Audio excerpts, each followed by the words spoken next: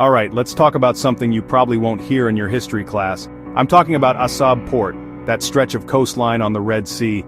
The one that's been making headlines for decades. Most people see it as Eritrean now, but what if I told you, the truth is way more complicated. Let's rewind. Picture this. It's the late 19th century.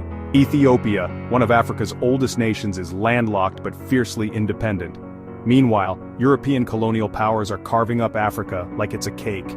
Italy swoops in and snatches up the coastal area of Assab in 1882, claiming it as their own. But here's the twist. They didn't take it from Eritrea. Why? Because Eritrea as a country didn't even exist yet. Assab was actually part of Ethiopia's historical territory. Ethiopian merchants had been using it for centuries to trade with the outside world. But when Italy took over, they merged Assab with their new colony Eritrea in 1890.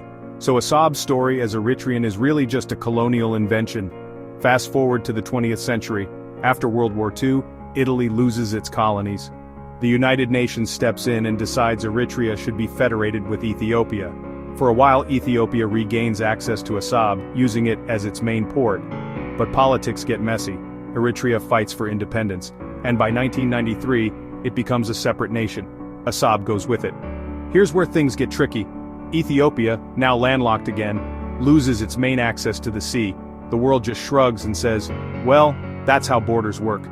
For millions of Ethiopians, Assab isn't just a port, it's a lifeline, a piece of history, a symbol of what's been lost. So why does this matter today? Because history isn't just about the past, it shapes the present. Ethiopia and Eritrea's relationship is still tense. The question of Assab is more than a border dispute. It's about identity, justice, who gets to write the story. And here's the forgotten truth. Assab wasn't always Eritrean, it was Ethiopian, until colonial powers rewrote the map. That's not just a technicality. It's a reminder that the borders we see today aren't always rooted in what's fair or right, but in what was convenient for outsiders. So next time you hear about the Red Sea, about Ethiopia's search for a port, or about tensions in the Horn of Africa, remember this.